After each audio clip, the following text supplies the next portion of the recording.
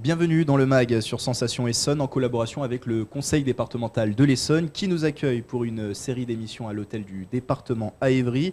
Ce soir, nous vous parlons d'un prix organisé par le Conseil départemental de l'Essonne. C'est le concours éco-citoyen Action pour la planète. Bonsoir, Brigitte Vermillet. Bonsoir. Vous êtes vice-présidente du Conseil départemental en charge du développement durable et de l'environnement. Alors, pour commencer cette émission, il est important de préciser que ce concours a été lancé dans le cadre l'année dernière de la COP21. Ça fait suite à cette COP21 qui s'est déroulée en France. Oui, tout à fait. Nous étions dans la dynamique de la COP21, comme vous le précisez, et le Conseil départemental partage ces enjeux.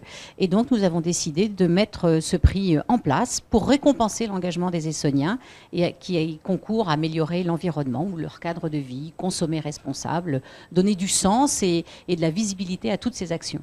Donc c'est ça le vrai objectif du concours, c'est de récompenser ces actions éco-citoyennes des Essonniens, ces initiatives mises en place par les Essonniens. Oui, car il est temps de faire comprendre à chacun d'entre nous que chacun d'entre nous peut effectivement peser sur son cadre de vie et lutter contre le réchauffement de la planète, contre la pollution, contre des tas de phénomènes qui atteignent notre environnement. Alors ça va être en 2016 la deuxième édition de ce concours. La première édition, j'imagine, avait été un grand succès. C'est pour ça que vous la reconduisez cette année. Elle a été un grand succès. Elle a eu un petit démarrage qui nous a laissé quelques inquiétudes, mais le temps de effectivement le faire connaître et que les gens se l'approprient. Nous avons eu 32 initiatives qui ont été portées par des Essonniens. Donc nous étions très satisfaits de cette première participation, d'où le lancement de la seconde.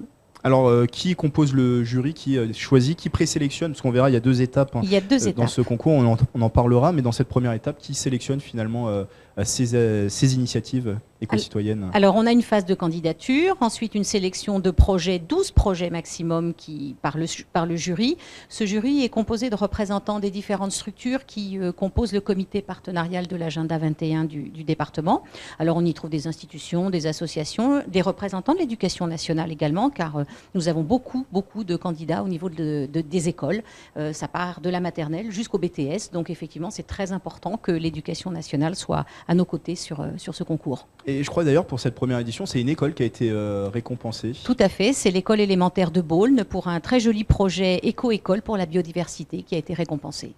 Alors on va parler des conditions pour participer à ce concours. Voilà, comment y participer? Donc une fois que la candidature est lancée, eh bien pour le concours de cette année, ça a démarré le 21 novembre. Le concours est ouvert jusqu'au 21 janvier. Les gens peuvent retirer le dossier et aller sur notre site internet. Ensuite, en février, nous aurons la réunion du jury de concours. Et bien évidemment, la troisième étape très importante, c'est le vote citoyen. L'an dernier, 2600 internautes s'étaient connectés pour choisir leur projet préféré. Et cette année, enfin l'année prochaine, puisque ce sera sur 2017, le vote citoyen aura lieu de mars à avril 2017. Et il faut, je crois aussi, être en groupe. On doit être 2 personnes au minimum pour concourir à Action pour la planète. Nous avons vraiment souhaité que ce soit quelque chose de très local et non pas de dimension avec des associations qui ont des gros moyens. Vraiment, là, c'est monsieur et madame tout le monde. C'est 2 personnes. Ça peut être 2 personnes de la même famille au moins, un groupe au moins de 2 Essonniens. Et leurs actions doivent être ou en cours ou réalisées depuis plus de 2 ans sur le territoire de l'Essonne et en lien, bien évidemment, avec les enjeux du développement durable. Alors vous l'avez évoqué, il y a 2 étapes dans ce concours, une présélection et un vote sur Internet. Pourquoi donner le choix, pourquoi laisser ce choix final finalement aux Essonniens? Pour nous, c'était très important que ce soit quelque chose qui serve, d'abord qui ait du sens et qui soit la vitrine des actions. Et qui peut mieux que les concitoyens, les Essonniens, se dire voilà, je suis sensible à ça. Et leur donner aussi l'envie de s'approprier et de dupliquer ce type d'action à leur niveau. Et donc, c'est important que ce soit les Essonniens qui se l'approprient et qui votent. Alors, quand on se rend justement sur le site pour voter pour son action éco-citoyenne, qu'est-ce qu'on y trouve? On trouve une présentation détaillée, peut-être une vidéo aussi. Qu'est-ce qu'on peut y trouver? Non, pas encore la vidéo, puisque la vidéo est offerte aux lauréats, mais effectivement, vous avez une présentation détaillée de toutes les actions, où elles se passent, dans quelles conditions, avec un petit descriptif.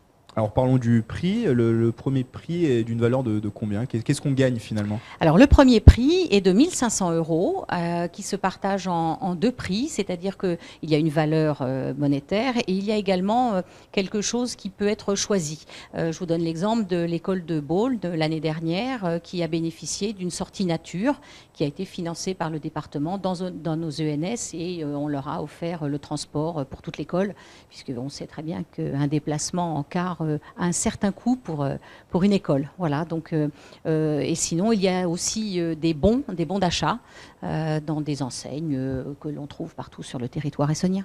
Alors pour cette prochaine édition, là on ne sera pas dans la dynamique de la COP21, vous espérez quand même que ça soit un beau succès? Mais on espère surtout que cette dynamique va s'installer, on en parle, il y a un bel effort de communication qui est bien sûr la clé de réussite de ce projet et on compte sur vous aujourd'hui pour pouvoir nous aider à le rendre encore plus important sur le territoire. Il y a un courrier d'information qui est accompagné de kits de communication envoyés à toutes les collectivités et aux maires bien sûr, une information à travers notre réseau Mission Développement Durable, un communiqué de presse. Nous avons une campagne de communication en interne aussi auprès de nos agents, car nos agents peuvent également concourir, c'est important. Et puis nous sollicitons plusieurs directions départementales pour mobiliser leur réseau. Voilà. Une dernière chose avant de refermer cette émission sur les échéances pour participer à cette édition du concours. Du 21 novembre au 21 janvier 2017, la phase de candidature et ensuite nous attaquerons courant février le jury. Merci Brigitte Vermillet d'avoir été avec nous. Merci à vous. Je rappelle, vice-présidente du conseil départemental en charge du développement durable et de l'environnement. Et pour plus d'infos sur le concours Action pour la planète, rendez-vous au www.essonne.fr. C'est la fin de ce mag sur Sensation Essonne, une émission à retrouver en podcast sur radio-sensation.fr. Excellente soirée à tous.